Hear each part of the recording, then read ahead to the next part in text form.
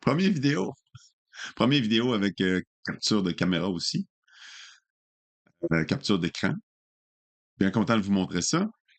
Premier truc technique dans Microsoft 365. Aujourd'hui, je vous montre comment connecter des données SharePoint dans une application Power Apps. C'est tout simple, puis ça reste quand même le premier pas dans la conception d'une application Power Apps. Donc, le scénario, c'est que vous avez des données qui sont dans une liste SharePoint. C'est un bon point de départ, une base de données pour s'appuyer quand on veut développer une application Power Apps. Donc, vous reconnaissez l'environnement SharePoint. Moi, j'ai créé une liste de données fictive. Puis, j'aimerais ça afficher les données qui sont dans cette liste-là, dans une application Power Apps, puis interagir avec. Alors, je vais ouvrir Power Apps. S'il n'est pas affiché, on va le chercher. Il y a différentes façons de démarrer. Moi, je vais partir avec le design. On pourrait partir avec les données, mais on va partir avec le design. Et puis là, je sais que je veux avoir cette disposition-là d'éléments. Donc, il y a déjà les containers qui sont préconfigurés. Puis, Microsoft nous accompagne lorsqu'on commence à s'interfacer avec les différentes applications. Moi, je vais pas utiliser les recommandations initiales, mais vous pouvez utiliser ça. Donc, on va avoir besoin d'un contrôle form, on va avoir besoin d'un contrôle gallery. Je vous explique ça dans 2 secondes. Donc, première chose qu'on veut mettre ici, c'est notre galerie qui va se connecter aux données. Alors, je vais aller chercher une galerie verticale. Et puis là, il me demande quelle source de données je vais avoir. Donc, je vais avoir besoin d'ajouter un connecteur SharePoint. Si vous ne voyez pas, vous pouvez le chercher directement. Et puis là, on voit que il me propose, je suis déjà connecté, il me propose mon site SharePoint. Et il dit, tu as toutes ces listes-là qui existent, tu peux te connecter sur une. Fait que là, je vais prendre celle que je viens de vous montrer, c'est Project. Donc, il y a une connexion qui s'effectue. Et puis, ce que vous voyez là à gauche, c'est la construction des éléments qui sont dans la galerie ici. Donc, on veut venir peut-être modifier qu'est-ce qui est écrit en titre et en sous-titre.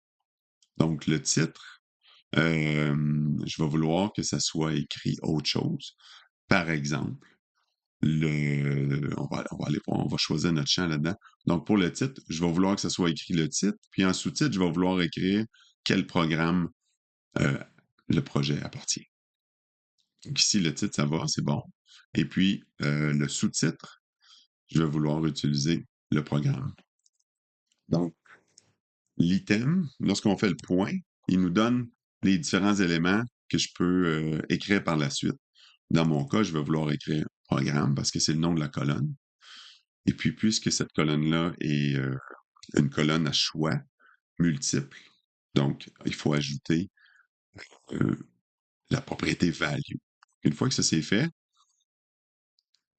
il comprend que le libellé texte sous-titre doit pointer vers les éléments de la colonne programme. Et puis, le champ texte qui s'appelle titre pointe vers la colonne qui s'appelle titre dans notre liste SharePoint. On peut changer la disposition de notre galerie parce que j'ai pas d'image à afficher vraiment. Alors, ici, au niveau du layout, je vais dire juste le titre puis le sous-titre. Ça va être bien correct comme ça. Bon, là, il n'a pas pris la bonne largeur, donc on va ajuster ça. À chaque fois qu'on s'interface dans Power App, on choisit le contrôle, puis ensuite de ça, il y a les propriétés du différent contrôle. Puis là, je veux travailler avec la largeur de ce contrôle-là. Donc, je vais aller dans Width, puis je vais dire, tiens-toi-en à la largeur de l'interface dans laquelle tu es. Là, on voit qu'il dépasse encore un petit peu le container. Donc, je vais y enlever quelques pixels, puis ce sera le sujet d'une autre capsule pour être encore plus dynamique au niveau de l'interface. Donc, on a ça, puis même la hauteur, je vais la changer pour que ça configure bien, là. Je vais faire la même stratégie, parent.height. Alors là, euh, il utilise bien la dimension du container pour s'ajuster. Donc, on a tout ça. Là, maintenant, on va afficher les détails de l'item qu'on va sélectionner.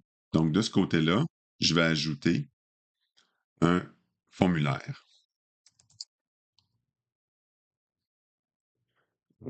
Ici, ici, en fait, je vais utiliser un form.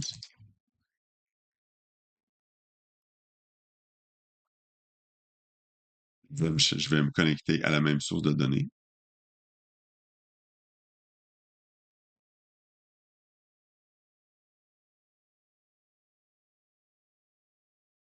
Donc, automatiquement, il propose ces colonnes-là.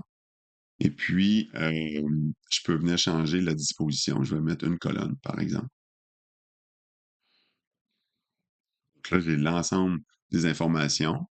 Et j'aimerais que lorsque je sélectionne dans la galerie un item, ben, les informations s'affichent ici.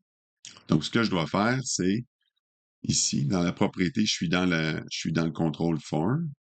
Je vais aller chercher la propriété item.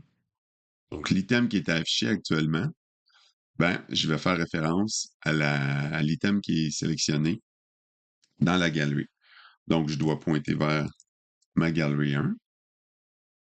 Et en pesant sur le point, j'ai des items qui apparaissent. Puis la propriété qu'on cherche, c'est selected. Donc, l'item qui est sélectionné ici le détail va s'afficher de ce côté-là. Donc, si je prévisualise, je peux faire play comme ça. Puis en sélectionnant, bon, les informations vont se mettre à jour. Et puis, un autre petit truc aussi, je peux, comme le pop-up vient de le dire, j'appuie sur la touche Alt et puis je tombe en mode prévisualisation. Donc, il se comporte comme si j'avais appuyé sur Play ici, là. Donc, je peux voir le comportement Et puisque je suis en mode Edit, ben, je peux même venir faire des modifications ici en live. Et puis, les changements s'appliquent dans ma liste. Voilà, c'était la capsule numéro 1. Merci pour votre temps. Merci pour votre écoute.